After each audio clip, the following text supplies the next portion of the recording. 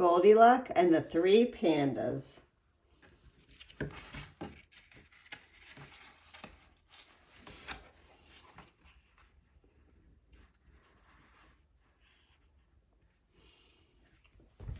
When Goldy Luck was born, her mother said, "Year of the Golden Dragon. Very lucky year. This child will have good luck." "She has a face as round as a gold coin," said her father. "This child will bring great wealth." But Goldy had neither great wealth nor good luck. In fact, she could never seem to keep money in her piggy bank, and she had a bad habit of breaking things. One Chinese New Year, Goldy's mother woke her up and sent her to wish their neighbors Kung Hei Fat Choi. "But Mama, I'm still sleepy and I'm so hungry." "It'll only take a minute," her mother said. "Mr. and Mrs. Chan would enjoy a visit from you. Take these turnip cakes to share with little Chan." "He never shares stuff with me," muttered Goldy. "It's the new year," her mother warned. "Wash away old arguments and be nice or you'll have bad luck." "Not more bad luck.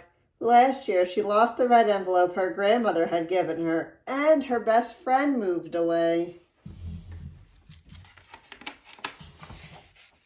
So Goldy walked next door to the Chan's apartment. She knocked on the door. No answer. She knocked again. Still no answer. Goldy gave the door a little push.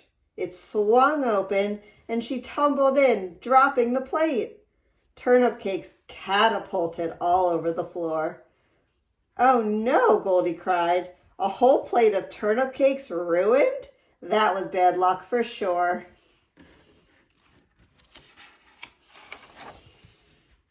She wandered into the kitchen to find a broom.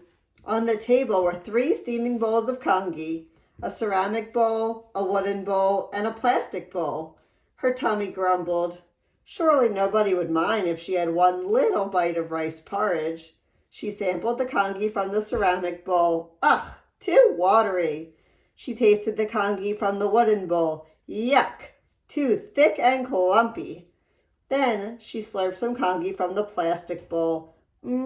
Just right. Before she knew it, she had eaten it all up.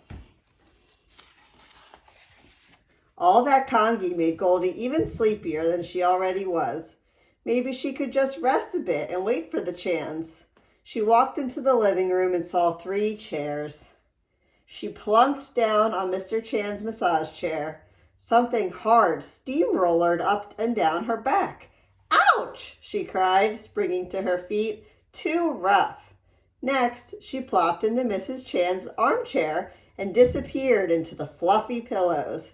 She felt like stuffing in a pork bun. "Oof," she mumbled, "too soft."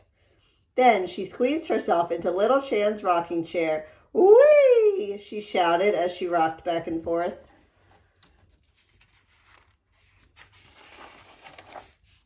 But she pushed too hard and the chair somersaulted backward. It hit the floor with a splintering crash. "Oh no," Goldy exclaimed. 7 years bad luck. Or was that a mirror? In either case, she was still so sleepy. She ambled into the bedroom to find a place to lie down. "Just for a few minutes," she reasoned.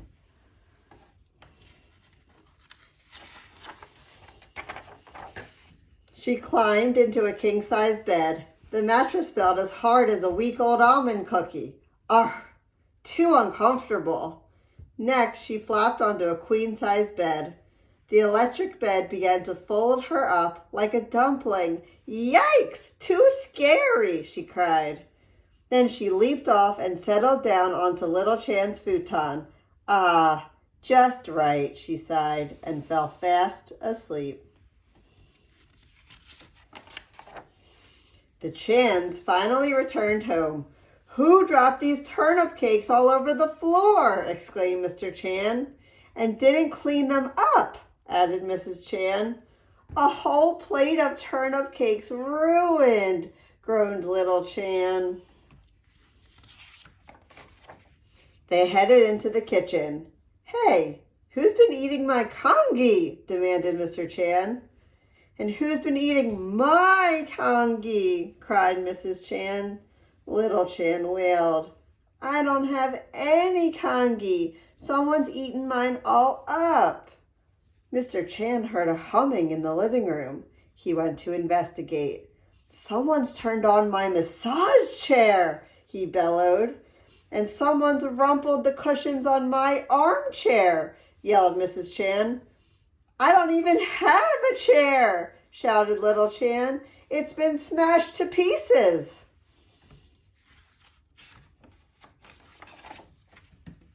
When the three Chans looked in the bedroom, Mr. Chan hollered, Someone's been sleeping in my bed.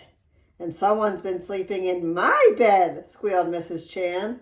Look, said Little Chan, it's Goldilocks sleeping on my futon. Goldie jerked awake. Who could sleep with all that yelling going on?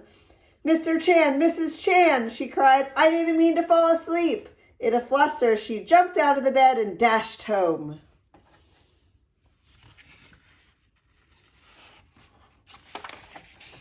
Her mother had set out congee for her breakfast. Goldie was just about to take a bite when she thought of Little Chan, who didn't have any more rice porridge in his bowl. I'm not really that hungry, she said to her mother. She went to read a book in her rocking chair. As she rocked back and forth, she thought of Little Chan, who didn't have a chair to sit on anymore. I'm still sleepy. I think I'll go to bed, she said. Goldie climbed into her nicely made bed. She thought of the pillows and blankets she had strewn about the Chan's bedroom. Goldie jumped up and ran back to the kitchen. She grabbed her bowl of congee and rushed back to the Chan's apartment. I didn't mean to break Little Chan's rocking chair, she said to Mr. Chan. I'll help you glue it back together. I'll fix the blankets I messed up, she said to Mrs. Chan, and make the beds. Goldie handed her bowl of congee to Little Chan. I'm sorry I ate all your rice porridge and dropped all those turnip cakes. That's okay, Goldie, said Little Chan shyly. We were just about to make more. Would you like to help? So Goldie and Little Chan chopped, stirred, and steamed lots and lots of turnip cakes. Then they fried them up nice and crunchy for the New Year feast.